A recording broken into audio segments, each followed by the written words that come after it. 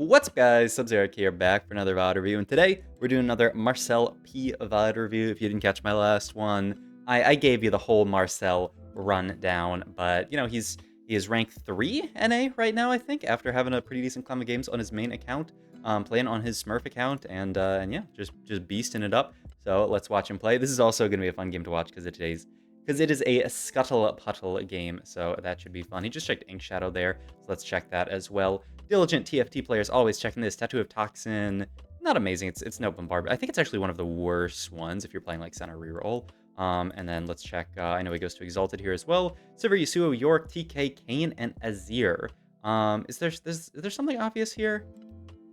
I don't think so. It's kind of a weird one, right? I feel like none of these really like.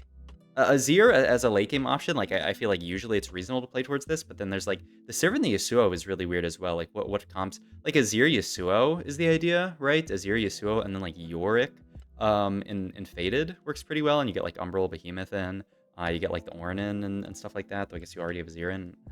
I don't think there's even like a Kayn like Yasuo Kayn, like if you're playing Duelist with Kayn, but you never play Duelist with Kayn, so yeah. Okay, that's my evaluation of that. Unit wise here. It's actually a question of what, like, if you got, I mean, you're not getting 0 gold here. So if you got 0 gold, yeah, I don't know what you would pick up, but you're not going to get 0 gold because it is Scuttle Puttle. You could theoretically think about making 10 here in this situation. So now we do have two options here. We have the make 10 or don't make 10 option. I tend to, when I'm in Scuttle Puddle, not make 10 at 1-3 just because I want all these options. I would like to be able to play around this like Shen Caitlyn opener, this Kindred Rek'Sai opener, so I would hold these. Marcel looks like he might sell. Yeah, he is going to sell. Okay, so he's going to make 10. You know, making 10 does accelerate your game a lot further. You know, you can potentially make 20 faster. The idea with Scuttle Puddle is that you're always going to make 10 here, like for sure. And I don't think there's a way to make 20 here unless you like solo out a unit or something. Hey, that's a podcast. All right, I have that podcast pop up after everything. All right, Prismatic Augment here. We make 10. All good. Let's see what we got going on here. Freaky Friday is, I believe, statistically the best Prismatic Augment in the game at 2-1. Our items don't look amazing for it. You know, Freaky Friday, you really want to play into like a Kayn Yone type comp because you can just put this on Yone, you can put it on Kayn, you're very, very happy. Sniper Crown as well with this tier, I'm not too hyped about. The stats on this, I think, are also fantastic, though, because it does give you that Aphelios. Let's do a quick stat check. Yeah, 4.05 Sniper, and then Freaky Friday is a 4.03. And Wandering Trainer as well is statistically the worst out of these three. Probably from our spot, it makes the most sense because we can play very flexibly with these three items, the Shojin, the Static Shiver, or AP slams. You go like GS and turn this into a frontline item with the other slam. So, yeah. All that to say, kind of a difficult choice, in my opinion. I think maybe I would be tempted to just take Sniper Crown here and then hold these for like LWIE or something like that. And then, you know, go Gwinsu, LWIE, hold this. You also have the Caitlyn here. I think that's what I would be tempted towards here just because it's so much better than Wandering Trainer. I think if Wandering Trainer like gave like, I don't know, 8 or 9 gold and these were balanced, I would take Wandering Trainer here. And then Freaky Friday I love, but I just don't really see it making that much sense with our opener here. But yeah, you know, you could see the Sniper +1. We can play like Faded, make Arya Sniper, and play a good opener around that. I think that's what I like the most from here. But we'll see. This is Prismatic Augment, also really good for Marcel to do this scout here, you know, before we take something like the Sniper +1 here, because if you see 2 other people take Sniper +1, or, you know, this guy got Starter Kit, imagine this guy Starter Kit into an Ashe, and we're playing a completely different game at that point. We know this guy's going to play Lilia now, so that's good info to have. No one else, it looks like, taking anything here, so now you could think about taking this and just laying your claim to the Sniper +1. But we'll see. It looks like he's interested in Wandering Trainer here. Somebody else Wandering Trained. Let's go check that again. Because that's also very important for us. Oh, okay, so this is Sniper Duelist that I add. They also have the Exalted in, actually, just the boom, boom, boom for the early game. What a weird... I think this person would probably just play around the +1 Sniper, maybe fit Dryad later, but really just play +1 Sniper, and that's your setup, especially with the Gwinsu. So this could actually, like, sort of dissuade us from playing Snipers here. They have Gwinsu Sniper +1. I feel like they have a decent odds of playing Sniper from here. So then maybe we just take Wandering at this point. You know, get dissuaded from that. Looks like that's the answer. Buried Treasures, I thought Dish Soap said this one had really good stats as well. Buried Treasures, 4.26, not bad. A little bit better than Wandering. And like I said, our items are very flexible. I don't hate Buried here either. I don't really know what you're supposed to play from Buried. we can dive into the statistics here, buried treasures here, and the stats say Galio, Nautilus, Silas. It's like basically anything, like Morgana, Silas type shenanigans. I imagine like Silas, Galio. I feel like where's like Kane and stuff like that, because I imagine they would be, yeah, like Kane looks pretty good. Wukong obviously, and he's like Lilia, Kane. Probably not Kaisa, certainly not Duelist because it's a pretty low item economy comp, and certainly not Syndra because it's just not that good. Ashe seems fine. Okay, so like comps that want a lot of items like Kane or Lilia. I think I'd actually be tempted to just take Buried here because of our items, but looks like we're going to go Wandering, and boom, there it is. Reaper, Sage. I'll actually leave this unpaused because our board is just going to suck for a round, surely. We could have got Warden in here, but maybe we just couldn't get the board downtime. Okay, so Sage, Fortune, and Reaper. There is, of course, the potentiality this game to hit 7 Fortune if you get a Fortune +1 later in the game, and that used to be early on in the set auto win. I don't think it's still auto win, but quite good.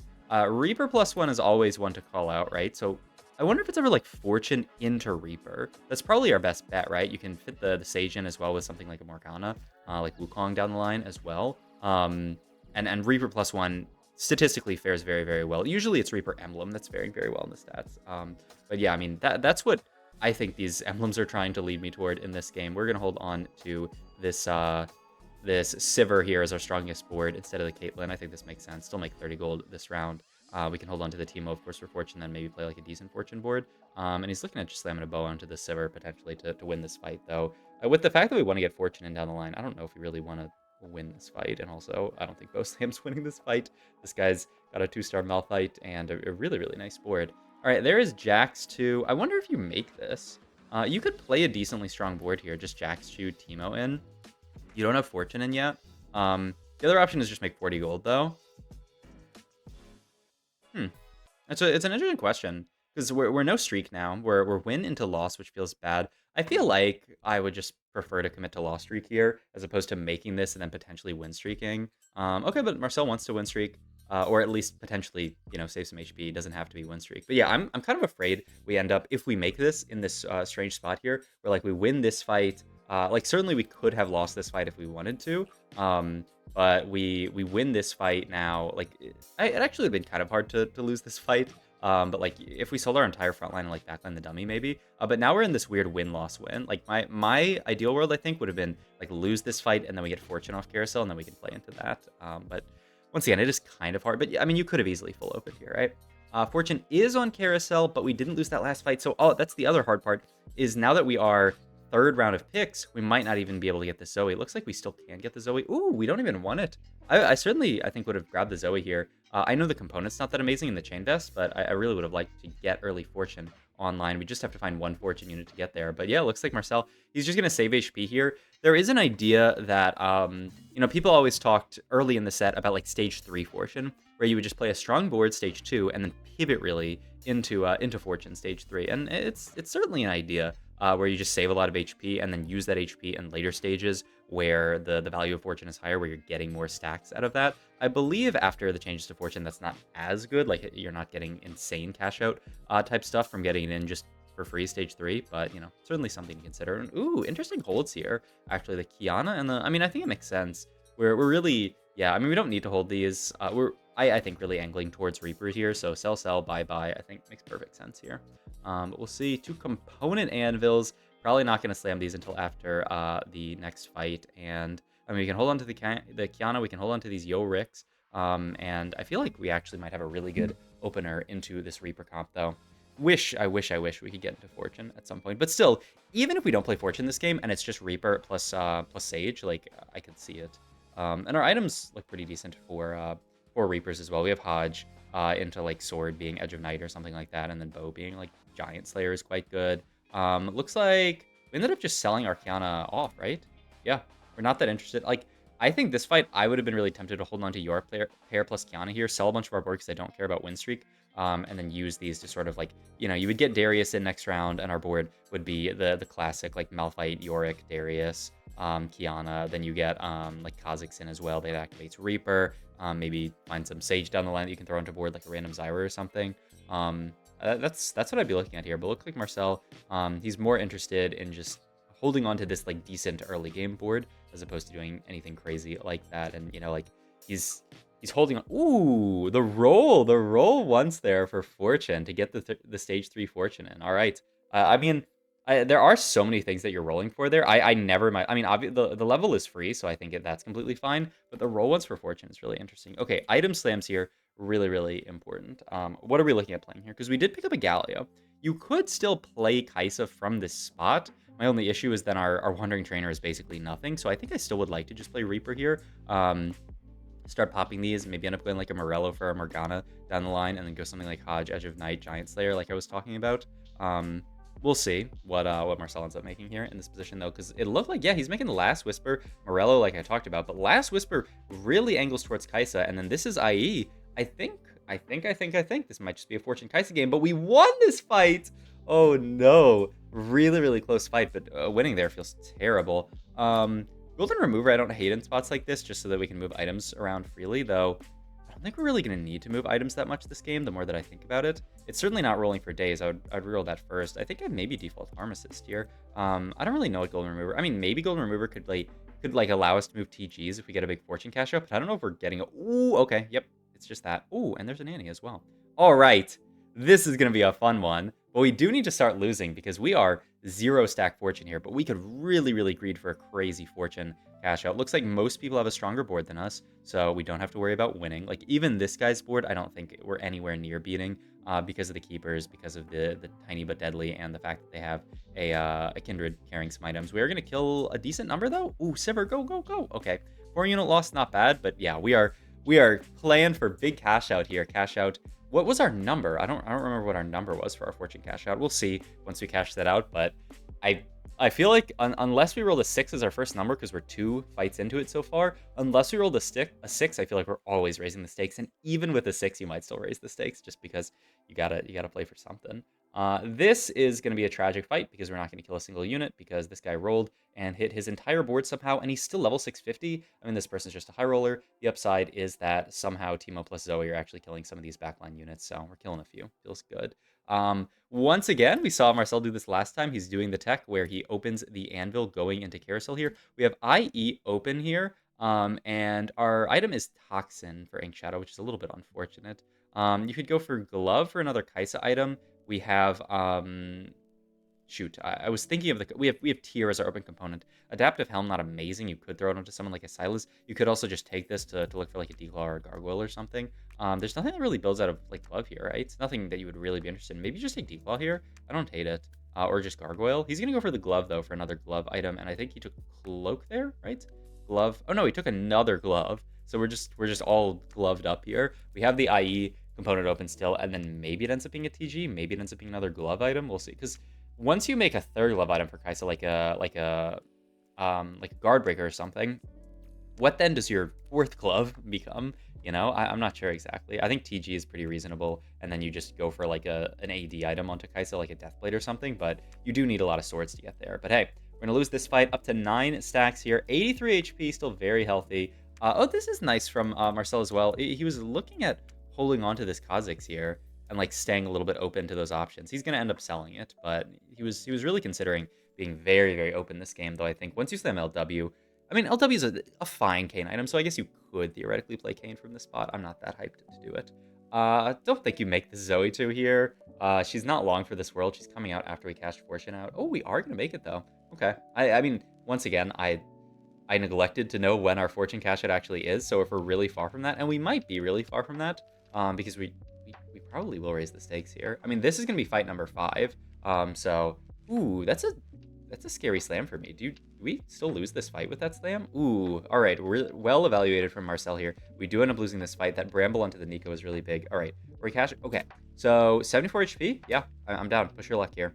And as long as you don't roll like a 6. Okay, 4 is pretty good. I don't have the spreadsheet open, though I did bookmark it, so maybe I can pull it up. I actually, okay, and by I did bookmark it, I mean, I really hope I bookmarked it. I don't think I did bookmark it. Shoot. Well, there is a table for this. Let me see if I can find it really quick. If you... I think if you look up Tact or Fortune, you find it. Yeah, this is Ladak's Fortune Guide. Nice, nice, nice. Okay, so this is correct. Because this tells you when you get Fortune in at each of these stages, if you go full loss streak, how many stacks you have. So We got it in at 3-1, but we won that first fight, so I'm going to count it as getting it in at 3-2. So we got it in at 3-2, and then we just raised the stakes here. We're 16 stacks because we were 4 loss here. Yeah, 1, 2, 3, 4. And then we have another 4. So we have 1, 2, 3, 4, 70. 70 is a break point, I believe. And if you want to, yeah, look up Tactor Fortune and then just click the first link if you want this. It does give ad revenue to Leduc, so shout outs to him. And then if you want to know what your fortune cash outs are, you can go to tables in tools, tables in tactics.tools, and then scroll down here and look. 70, it's 75 is a cash out. Oh, no, it is 70 luck. Okay, yeah. 70 luck is a cash out. And these are some really, really big ones. So if we can just lose our next 4, we can get some crazy stuff. A bunch of 5 costs and dupes, the triple ZZ Rot one, the artifact support anvil one, double tactician's crown. Like, those are all game-winning cash outs. So we just have to get there. And we're 74 HP. This should be easy to get there as long as we kill a few units. We do have that TG that's makeable here. We do still have to make sure we lose these fights, though. That's the biggest thing if we fight somebody who's weak. The main thing, though, is that it's very unlikely that we are actually going to win any of these fights. People are spiking at 4-1, 4-2. It's going to be really hard for our board to end up winning these fights, though we do have the Zoe, too, so that's something to keep in mind. This is already a fight that I'm kind of scared of, but beautiful, beautiful fight evaluation from Marcel here. It's a 2-unit loss. That's huge for us here. Augment-wise, I like something like Stand United because we know we're going to play towards a high cap. The only thing is that we might just play Kaisa this game, and Kaisa does not play for Stand United that well. I mean, you play Bruiser, you play Trick Shot. You can get stuff like Ink Shadow in down the line, but like there's really not that many. You play Story Reaver, there's not that many trades that come in. Maybe it's like a stationary. I don't like long distance spells that much as an augment. I guess I would default stationary here. Stand United. Oh, I mean, I think you just take that and commit Kaisa here. We do get some extra rerolls here, so we can reroll everything else. We don't need big grab bag, I don't believe. We have a lot of components this game, and we certainly don't need this. So yeah, a lucky Ricochet here seems great, and you just commit to the comp. Jewel Lotus not bad either as a way to, you know, just give us a solid combat augment if we didn't want to commit here. But I think committing here is perfectly fine. I don't think that there's anyone else committed Kaisa, and if there are, it's like 1 person max. So yeah, I think we're very happy with this setup here, and all we have to do is make sure we don't win any of the next 3 fights. If we lose the next 3 fights, we have very, very, very good odds of just winning the game with a crazy cash out here. This is a big loss here, though, down to 50, but still 2 fights is not going to kill us. I would much rather lose fights and get 10 owed than accidentally win a fight here. And oh my god, like that's something you have to consider. Do we make Galio 2 here? Because I believe he just scouted someone and they looked pretty weak. Yeah, this board is in our pool and they're very weak. I don't think we can make Galio 2. At least they have... Where are all their items, though? Man, their spot's so bad. But yeah, I don't want to make Galio 2 in this situation. I would ensure that I lose that next fight. Maybe we even, I don't know, cut some of the Orns or something. I'm flabbergasted by how weak this person's board is. But okay, I think we're just going to play this board for now.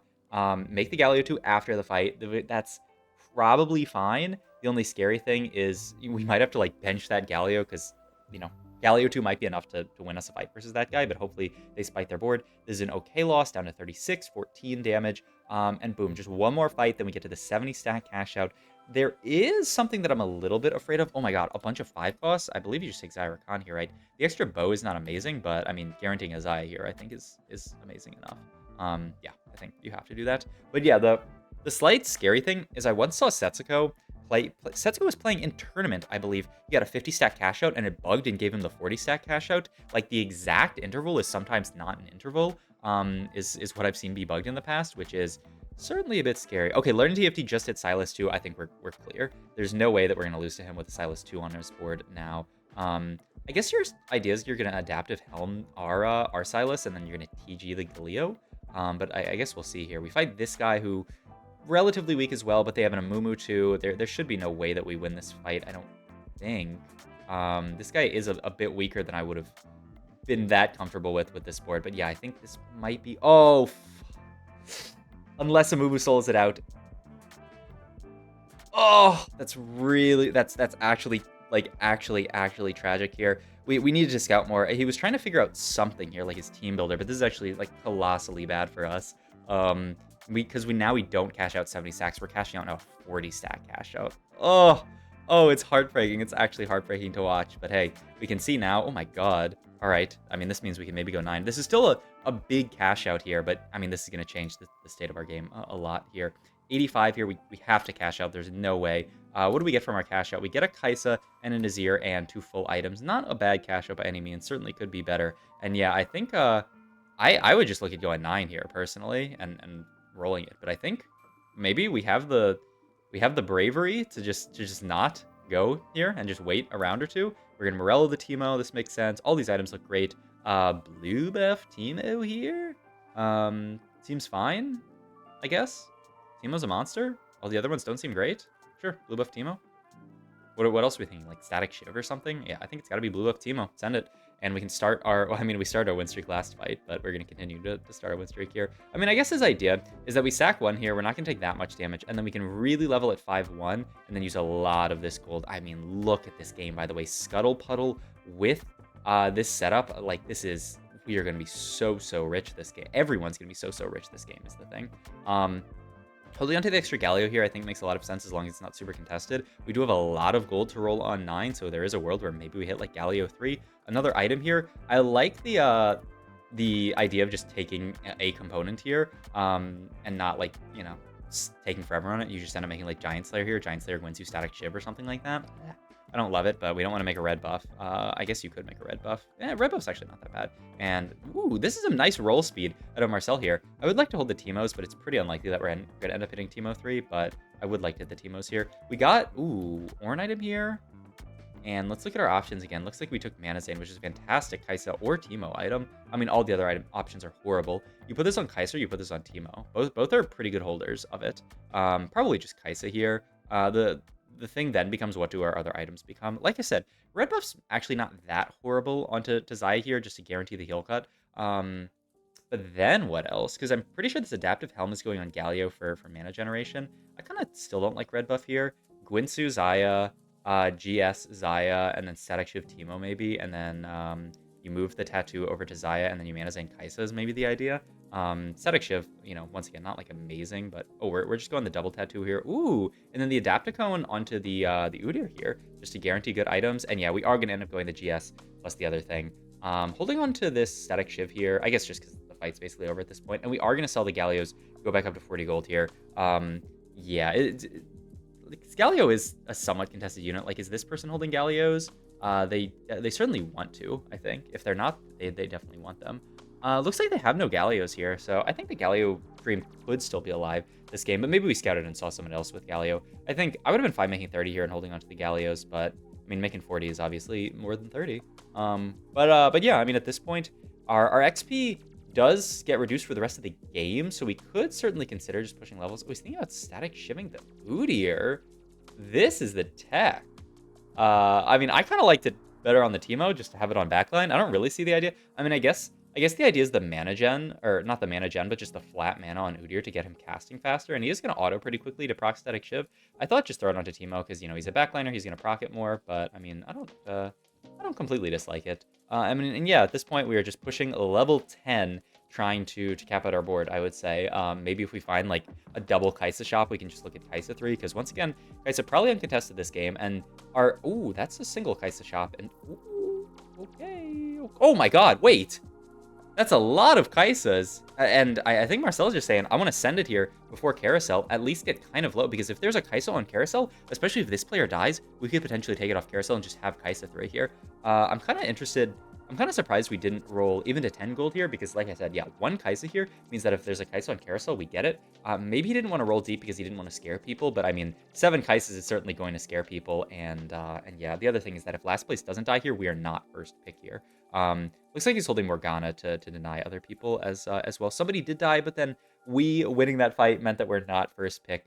Kind of sad. Udyr on Carousel with Adaptive Helm looks pretty good. Just guarantee, well, not guarantee, but potentially get Udyr too. Scouting around here. Okay, so that player that he's most scared of here, let's look back at that Lilia player real quick to see. Because, yeah, this player is... There are only 4 Lilias duping another one, so it's actually kind of difficult, but they do have the dupe coming up in all of this gold to roll, so holding these Lilias seems to be really smart for Marcel to just deny, because this game, yeah, this game is going to be about 2 things: capped level 10 boards, and if someone can hit a 3-star 4 cost. And after that ping, Marcel's going to start sending it here. There's another Kaisa, so we are 1 off here, and oh my god, the Kaisa 3 out of nowhere. Really smart stuff from Marcel to actually just roll it on 9 this game. There's so many 4 costs out of the pool, right? And so hitting something like Kaiser 3 is actually pretty reasonable because everyone leveled and found their 4 cost, and everyone is holding the extra 4 cost to look for 3 stars. So look at this Kaisa go. And I mean, now our only goal is to just deny people their 3-star 4 cost. I mean, what a roller coaster this game was, from the fortune and then the not getting the 70 stack fortune cash out, then to hitting the Kaisa 3 here, playing uncontested 4 cost. I mean, it certainly seems like if we had played Reaper this game, we actually might have bought forward because it would have been a lot less contested. We certainly wouldn't have found Kaisa 3, but the angle to play the uncontested Kaisa line in Scuttle Puttle here, getting that extra XP from the encounter allowed us to actually, like, that completely changed the game, allowed us to hit this Kaisa 3, and I mean, learning TFT, he's playing that line, and he just got smoked by, I mean, obviously a Kaisa 3 is going to beat most people. So now we get to just chill and watch the Kaisa kill everybody. We're 25 minutes in, so I'm going to skip ahead through some of the more boring parts. We get 2 full items here. Have to imagine this is Galio or Teemo items, depending on what we can get. Hold on to the Morgana here to try to deny. This guy is also 7 Annies, so we have to deny that as well. That's a big one. 7 Annies here. And so, yeah, we're going to start rolling here to try to deny Annies. Looks like the Morgana's not a big issue anymore, so it's really just the Annies, perhaps. They are 1 HP. Oh my god, so we need somebody to kill them here. You could go Gunblade or Adaptive here for Galio. I mean, Gunblade for Teemo, obviously. Oh, and I guess you could also just go Xayah item here. Gunblade Xayah, and then just move the Toxin over to Teemo. Double GS Xayah, okay. And then this is kind of sad. Sterax Galio. Guardbreaker, who? Let me just Sterax Galio. It's a pseudo tank item. Okay, we have to hope that this guy dies here because I don't know what their counter is at up there, but if they... Oh my god, they do die. They're huge, huge, huge for us, meaning, you know, they're not going to be able to hit this this Annie, so maybe we can win out. We're scouting everything. This guy doesn't look close to anything. They're level 10. They pushed level 10. That's what I was also talking about, is like, there's 2 ways to cap your board in this lobby. It's go fast 10, or hit 3-star 4 cost. 3-star 4 cost is going to beat fast 10, but fast 10 is going to beat anyone who didn't hit 3-star 4 cost. So that player in first is kind of securing their ability to go probably top 2, maybe top 3 if this fight's really bad and the other player gets lucky fight aggro, or like fight, you know, who fights whom. But looks like this is just going to be an easy finish to the game. 1 or 2 more fights. If our clone fights somebody, then we get the double kill, certainly. And yeah, a masterclass by Marcel. I mean, this game was fun to watch, full of twists and turns. I feel like there was a lot to analyze, to break down. The itemization, the line choice, I think, was the biggest thing this game, is deciding to play Kaisa uncontested. And I mean, I would certainly say that encounter that allowed us to push 9 hit Kaisa 3 was very, very fortunate. But I really think just the idea to go for Kaisa in general from our spot, probably because we didn't want to be contested in that Reaper comp. Also, maybe the idea is that when we're in Scuttle Puttle, we know the Reaper comp is going to cap out a little bit lower. You know, compared to other comps, so maybe we just wanted to play this because it caps out a lot higher. You can play around the Xayah and stuff, and he knew that he could play towards Xayah, which smart stuff. Rolling down here to try to deny a set 3 that player was nowhere near hitting, really, but I mean, how crazy would it have been if they actually ended up hitting set 3 and winning? But not going to be the case. It's going to be the win for Marcel, and yeah, a really, really fun game. So hope you guys enjoyed this video. If you did, please like, comment, subscribe, check out my Twitch, and all my other links down below. Thanks for watching.